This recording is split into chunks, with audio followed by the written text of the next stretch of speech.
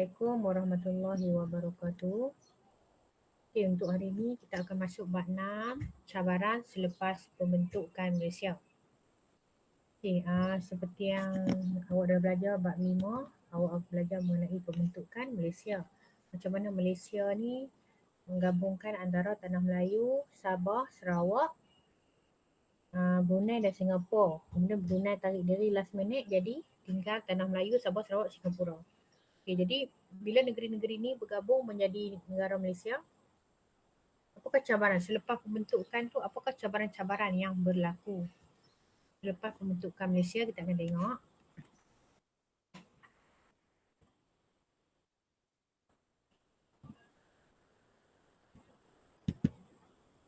Okey, tajuk hari ni cikgu fokus 6.1 cabaran dalaman Malaysia, peringkat dalaman dulu. Okey, pengenalan dia. Pembentukan Malaysia ni dia membuktikan kejayaan persekutuan. Terdiri daripada 13 buah negeri. Walau bagaimanapun negara kita berhadapan dengan cabaran dalaman. Cabaran dalaman Kerana apa? Kerana penduduk dia, Malaysia ni sendiri terdiri daripada pelbagai latar belakang kaum dan etnik. Kita ada kaum Melayu, Cina, India, Sabah dengan Sarawak. Okey, jadi nak masuk antara kaum tu payah . Ada 3 cabaran dia. Yang pertama cabaran sosioekonomi Sabah Sarawak, cabaran politik Sarawak dan cabaran yang besar iaitu cabaran perpaduan kaum. Okey, pembentukan Malaysia ni menjadikan peluang ekonomi lebih luas sebab kita dah ada masuk.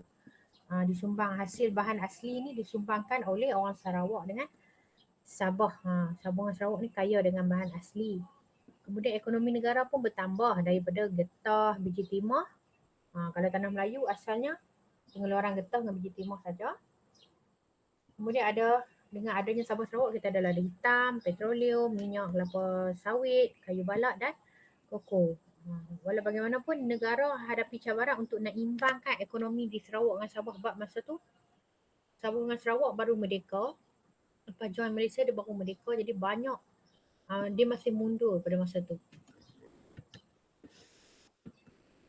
Okey, yang pertama cabaran Sabah Sarawak ni nak majukan perhubungan dengan pengangkutan. Nak hubungkan dia terutama kawasan pedalaman yang dalam tu. Kemudian nak pelbagaikan kegiatan ekonomi. Kebanyakan mereka banyak tanam untuk makan sahaja. Kemudian yang terakhir sistem pendidikan. Dunia dah makin maju, kena majukan sistem pendidikan.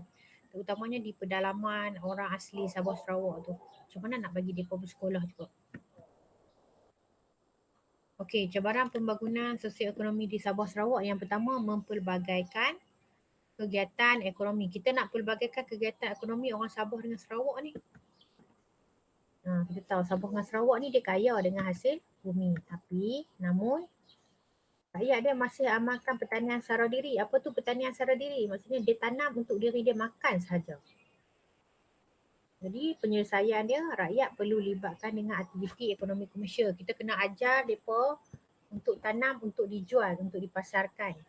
Kemudian kerajaan kena susun bidang pekerjaan mereka. Bukan semua orang bertani sahaja. Kena pelbagaikan pekerjaan. Dalam usaha ni, cabaran kerajaan adalah dia nak pelbagaikan pertanian komersial seperti kelapa sawit, pertanian yang untuk dijual, getah dan koko. Kemudian nak buka peluang kepada penduduk menyertai kegiatan ekonomi berkaitan dengan petroleum. Sabah Sarawak ni dia kaya dengan hasil minyak, jadi bolehlah kita buat perniagaan berasaskan petroleum. Yang kedua, sistem perhubungan dan pengangkutan. Macam kita tahu Sabah Sarawak ni dia besar. Negeri yang besar, jadi nak bina jalan raya, nak bina apa semua tu dia makan kos yang besar. Bidang perhubungan dengan pengangkutan ni.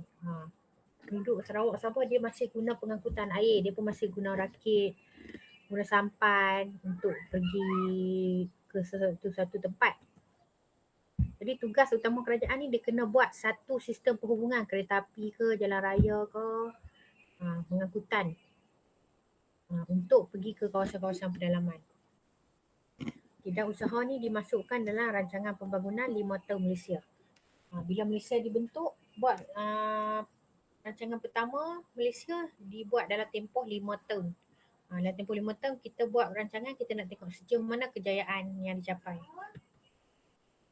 Yang seterusnya adalah cabaran seterusnya adalah memajukan sistem pendidikan. Kebanyakan sekolah yang wujud ni sekolah vernacular Inggeris dengan Cina masa Sabah Sarawak join tu, kebanyakan sekolah yang ada tu adalah sekolah Inggeris dan Cina. Penduduk pedalaman tu tak dapat peluang untuk bersekolah, terutamanya golongan orang asli pedalaman. Jadi usaha ditumpukan untuk membina sekolah dengan melatih tenaga guru lah untuk mengajar. Seterusnya, cabaran seterusnya adalah cabaran politik di Sarawak. Dia berlaku krisis perlembagaan lah kat Sarawak, iaitu 21 ahli Konsil Negeri tak puas hati dengan kepimpinan Stephen Kalong Nikan, ketua. Dia tak puas hati dengan Ketua Menteri Sarawak.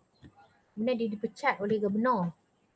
Stephen Kalong ni dia tak puas hati, dia tak cabar tindakan mahkamah ni dan dia menang. Dan dia kembali jadi Ketua Menteri, tapi dia mendapat undi tidak percaya daripada Konsil Negeri. Dan akhirnya darurat diisytiharkan di Sarawak. Stephen ni digantikan dengan Tau Leslie.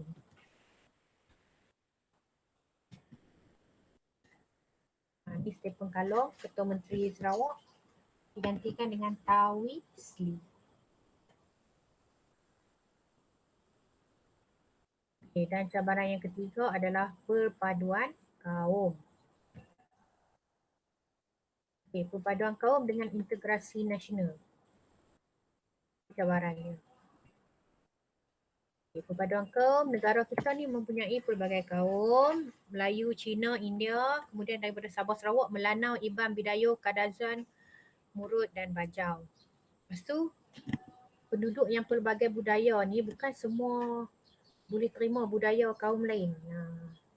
Jadi, kita kena ada satu perpaduan. Perpaduan ni maksudnya kita boleh hidup dengan kaum lain, boleh terima budaya kaum lain, boleh hormat agama dan budaya kaum lain.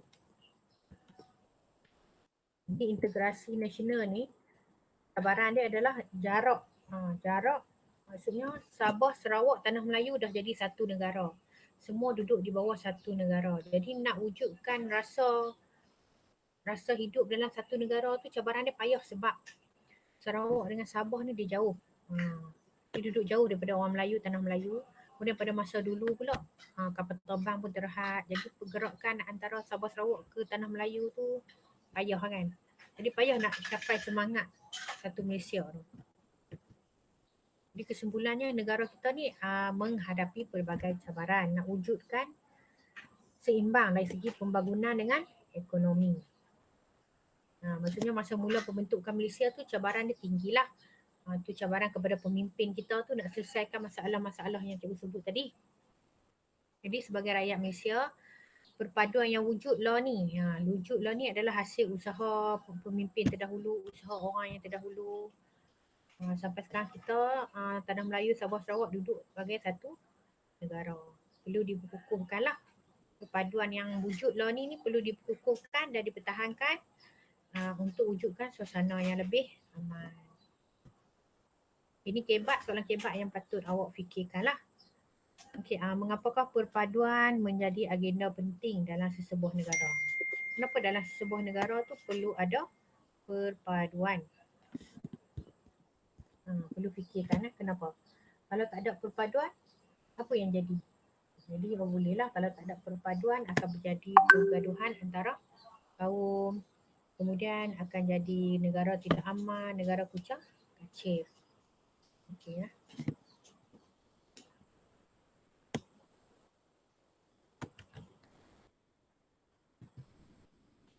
Okay, habis untuk 6 poin.